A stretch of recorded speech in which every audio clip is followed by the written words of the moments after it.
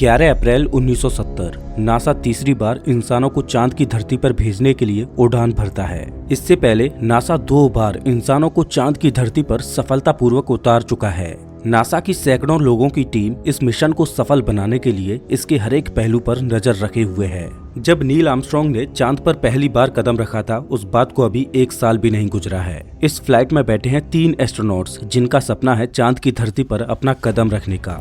सब कुछ ठीक चलता है। इस यान में इनको सफर करते हुए 3 दिन बीत जाते हैं और अब ये चांद के बहुत करीब पहुंच चुके हैं और कुछ ही घंटों के बाद ये चांद पर लैंड करने वाले हैं। इनका अंतरिक्ष यान गोली की रफ्तार से भी ज्यादा तेज चल रहा है और अचानक इन्हें एक धमाके की आवाज सुनाई देती है।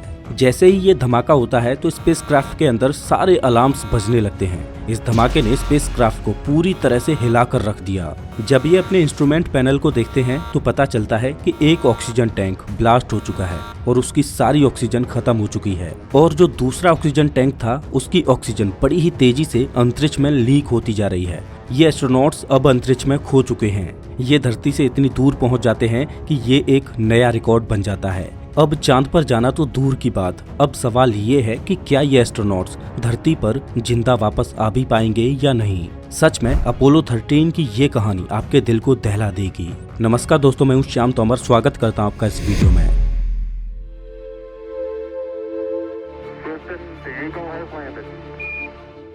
बीस जुलाई 1969 को अपोलो 11 के एस्ट्रोनॉट्स नील आर्मस्ट्रांग और बज ऑल्ड्रिन ने जब पहली बार चांद की धरती पर कदम रखा तो इंसानों के लिए वो एक बहुत बड़ी उपलब्धि थी।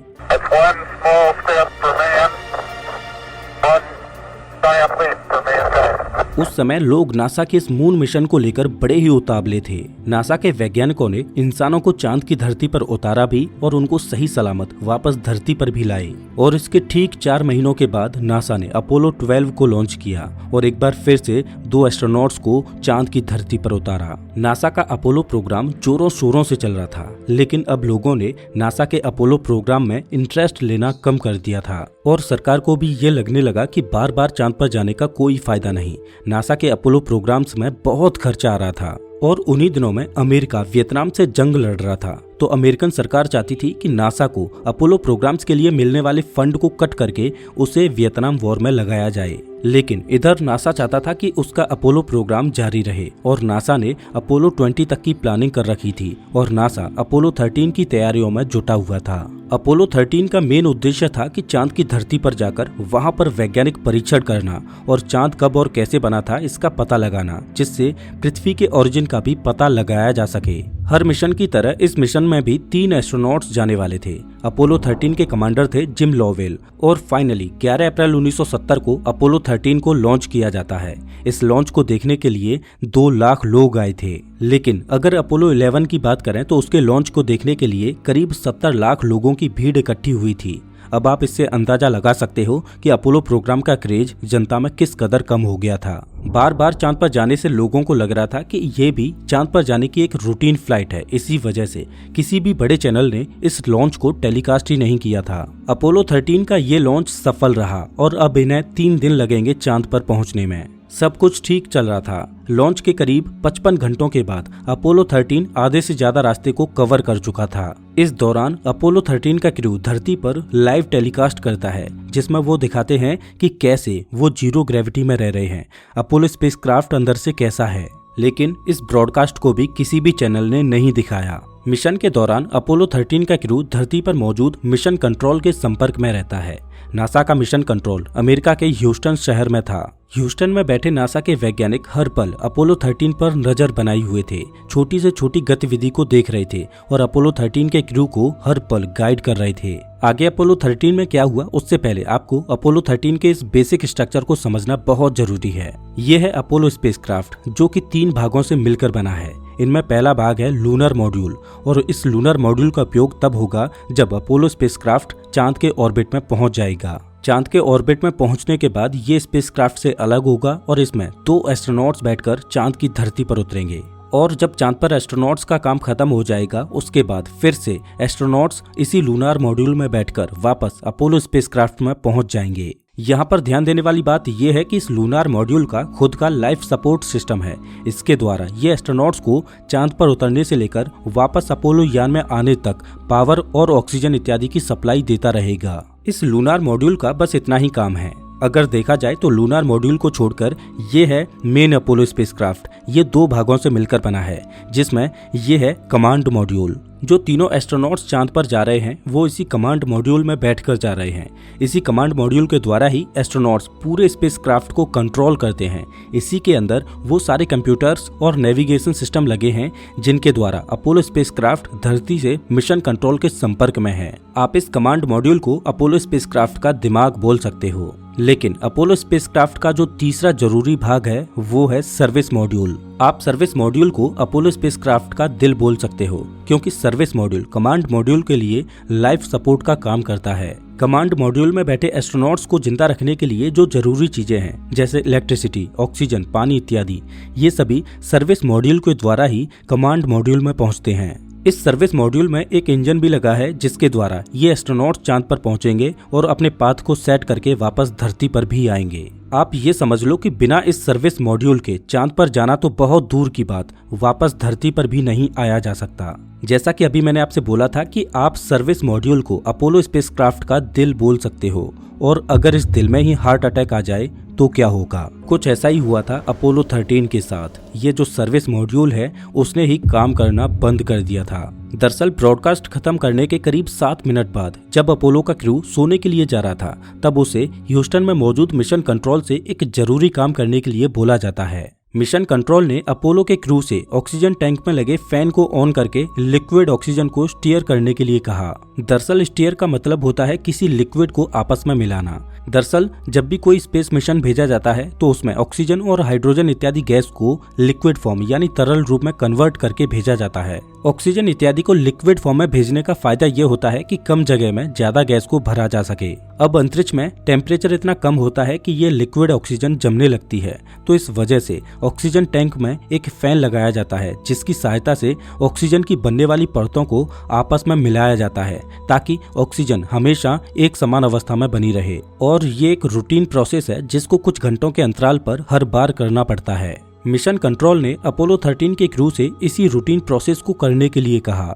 जैसे ही जैक स्विगर्ट ने ऑक्सीजन टैंक में मौजूद फैन को चालू करने के लिए क्रायोस्टीयर के स्विच को दबाया, वैसे ही ऑक्सीजन टैंक 2 में शॉर्ट सर्किट की वजह से एक स्पार्क पैदा होता है और ऑक्सीजन टैंक 2 ब्लास्ट हो जाता है। ये ब्लास्ट इतनी जोर से होता है कि सर्विस मॉड्यूल का एक साइड से करीब 13 फीट का पैनल उखड़कर बाहर निकल जाता है। जैसे ही ये ब्लास्ट होता है वैसे ही अपोलो स्पेसक्राफ्ट के सभी अलार्म्स एक साथ बजने लगते हैं। इधर ह्यूस्टन में बैठे मिशन कंट्रोल के कंप्यूटर्स पर अजीब तरह की रीडिंग्स दिखाई देने लगती हैं। मिशन कंट्रोल को उन रीडिंग्स पर विश्वास नहीं हो रहा था। तभी अपोलो का क्रू मिशन कंट्रोल से बोलता है। सर्विस मॉड्यूल में 3 फ्यूल सेल्स लगे थे जिनकी मदद से अपोलो स्पेसक्राफ्ट में बिजली की सप्लाई की जा रही थी, लेकिन इस धमाके की वजह से 3 में से 2 फ्यूल सेल्स खत्म हो गए। अब स्पेसक्राफ्ट को केवल एक ही फ्यूल सेल से पावर मिल रही थी जो कि स्पेसक्राफ्ट को चलाए रखने के लिए पर्याप्त नहीं थी। इसके बाद एस्ट्रोनॉट्स के सामने एक और नई प्रॉब्लम खड़ी हो गई। दरअसल ब्लास्ट में एक ऑक्सीजन टैंक तो बिल्कुल ही खत्म हो चुका था, लेकिन एस्ट्रोनॉट्स को दूसरे ऑक्सीजन टैंक की रीडिंग तेजी से नीचे गिरती हुई नजर आ रही थी। एस्ट्रोनॉट्स को समझ नहीं आ रहा था कि ये क्या हो रहा है, लेकिन तभी जिम लोवेल खिड़की की ओर देखते हैं तो उन्हें दिखाई देता है कि ऑक्सीजन टैंक 1 से बड़ी ही तेजी से ऑक्सीजन अंतरिक्ष में रिसती जा रही है। परेशानी ये थी कि सर्विस मॉड्यूल में केवल 2 ही ऑक्सीजन टैंक थे, जिनमें से एक पूरी तरह से खत्म हो चुका था और दूसरा खत्म होने की कगार पर था। ये ऑक्सीजन एस्ट्रोनॉट्स और पूरे कमांड मॉड्यूल को जिंदा रखने के लिए बहुत जरूरी थी। एस्ट्रोनॉट्स को सांस लेने के लिए भी ऑक्सीजन की जरूरत थी और बिजली और पानी को बनाने के लिए भी ऑक्सीजन की जरूरत थी। अब ऐसे हालातों में चांद पर जाना तो बहुत दूर की बात। मिशन कंट्रोल के सामने सबसे बड़ी परेशानी ये थी कि इन एस्ट्रोनॉट्स को अब वापस धरती पर कैसे लाया जाए। ये पृथ्वी से इतनी दूर थे कि अगर इनको पृथ्वी पर वापस लाया भी जाएगा तो इन्हें अभी भी करीब 4 दिन और लग जाएंगे, क्या इतने दिनों तक एस्ट्रोनॉट्स बिना बिजली, पानी और ऑक्सीजन के सरवाइव कर पाएंगे? और अंतरिक्ष की जमा देने वाली ठंडी का क्या, इसको वो कैसे झेल पाएंगे? क्योंकि पावर सप्लाई खत्म होने की वजह से अब स्पेसक्राफ्ट के हीटर भी बंद पड़े हैं और अंतरिक्ष इतनी भयानक जगह है जहां पर इन्हें बचाने के लिए कोई रेस्क्यू मिशन भी नहीं भेजा जा सकता। और ऐसे किसी रेस्क्यू मिशन को भेजा भी जाएगा तो उसकी तैयारियों में ही 3 से 4 महीनों का समय लग जाएगा। अपोलो 13 को वापस लाने के लिए मिशन कंट्रोल ने एक प्लान बनाया।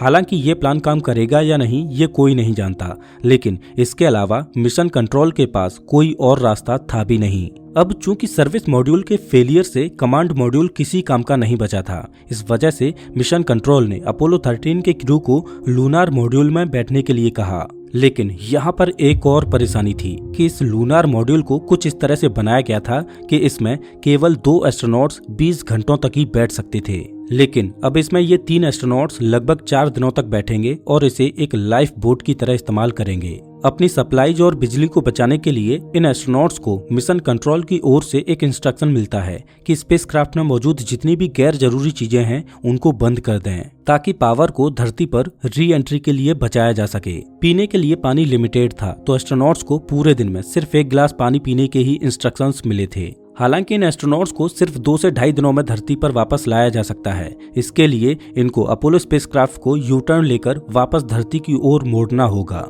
लेकिन इसके लिए इन्हें सर्विस मॉड्यूल के मेन इंजन को चालू करना पड़ेगा। लेकिन मिशन कंट्रोल इस बात से चिंतित था कि सर्विस मॉड्यूल में कितना डैमेज हुआ है ये कोई नहीं जानता। इस वजह से कहीं ऐसा ना हो कि मेन इंजन को चालू करते ही पूरा स्पेसक्राफ्ट ही ब्लास्ट कर जाए। इस परेशानी को ध्यान में रखते हुए सर्विस मॉड्यूल के मेन इंजन को चालू न करने का ही फैसला लिया गया और अपोलो यान को धरती पर लाने के लिए एक दूसरे और लंबे रास्ते को चुना गया। ये अपोलो यान चांद की धरती पर जाएगा और चांद के पीछे से उसकी परिक्रमा करते हुए चांद की ग्रेविटी की सहायता लेकर एक स्लिंग शॉट की तरह वापस धरती की ओर आएगा। क्योंकि जब सर्विस मॉड्यूल में धमाका हुआ था तो उसकी वजह से अपोलो स्पेसक्राफ्ट अपने पाथ से थोड़ा भटक जाता है। तो सबसे पहले तो अपोलो स्पेसक्राफ्ट को उस सही पाथ पर लाया जाए जिस पर चलकर वो चांद की परिक्रमा करके धरती की ओर आ सके। तो मिशन कंट्रोल के पास सिर्फ एक ही रास्ता था, क्यों ना लूनार मॉड्यूल के इंजन को चालू करके स्पेसक्राफ्ट के पाथ को फिक्स किया जाए। हालांकि लूनार मॉड्यूल के इंजन को इस काम के लिए बनाया ही नहीं गया था कि इसको बार बार चालू करके बंद किया जा सके, लेकिन इसके अलावा कोई और ऑप्शन था ही नहीं। पहली बार लूनार मॉड्यूल के इंजन को चालू किया जाता है और अपोलो स्पेसक्राफ्ट तय किए रास्ते पर चांद के पीछे पहुंच जाता है और लूनार मॉड्यूल के इंजन को बंद किया जाता है। अब ये एस्ट्रोनॉट्स धरती से इतने दूर आ चुके थे कि ये एक नया रिकॉर्ड बन जाता है। ये एस्ट्रोनॉट्स धरती से करीब 4 लाख किलोमीटर से भी ज्यादा दूर पहुंच चुके थे।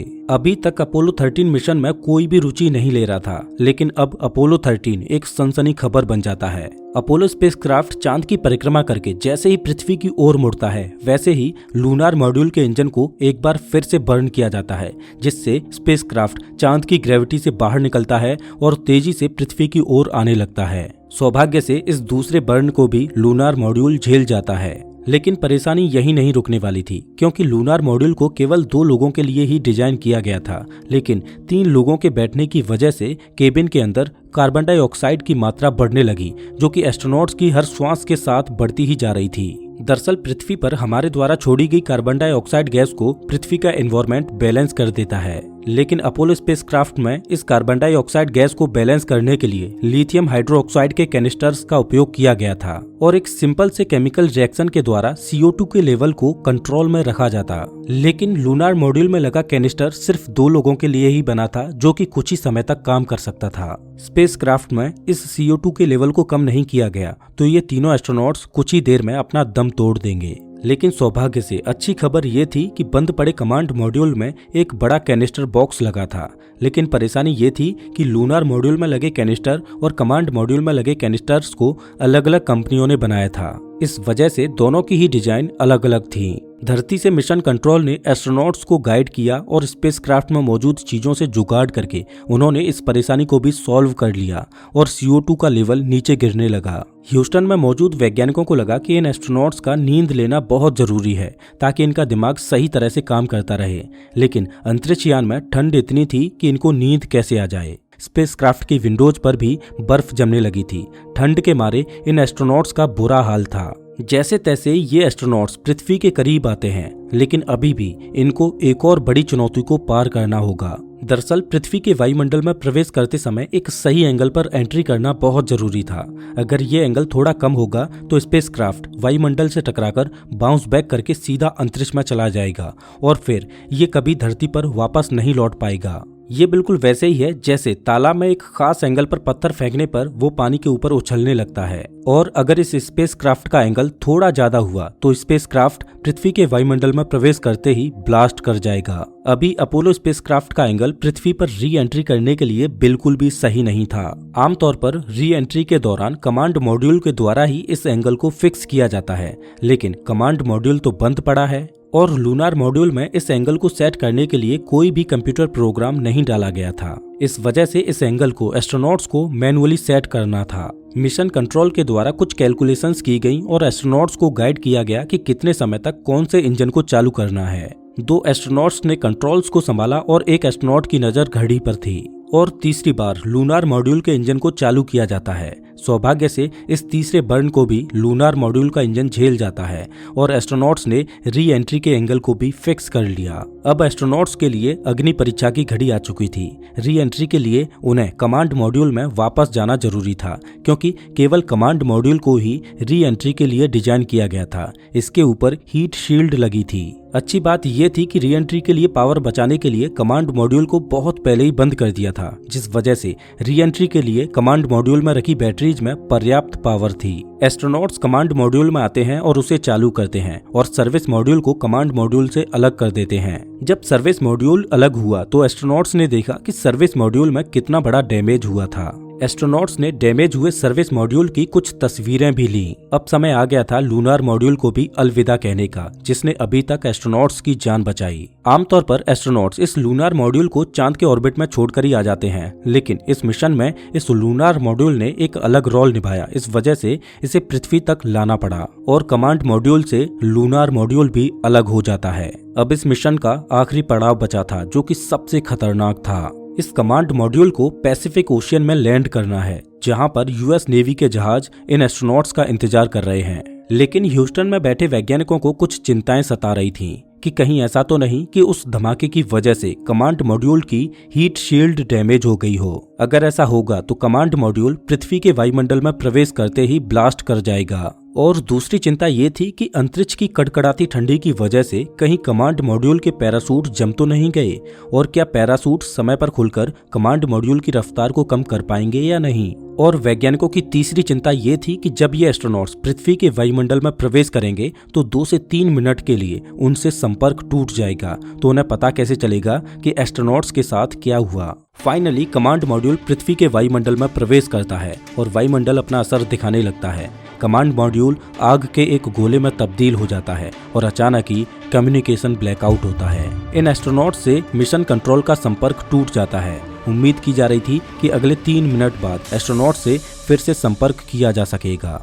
लेकिन 3 मिनट बाद एस्ट्रोनॉट्स की ओर से कोई जवाब नहीं आया। कुछ सेकेंड्स और गुजरते हैं, फिर भी कोई जवाब नहीं आया। ह्यूस्टन में मौजूद वैज्ञानिकों के साथ साथ धरती पर मौजूद सभी लोगों की सांसें थमी हुई थीं। 10 सेकेंड्स गुजरते हैं, 30 सेकेंड्स और गुजर जाते हैं और 1 मिनट भी गुजर जाता है, लेकिन कोई जवाब नहीं आता।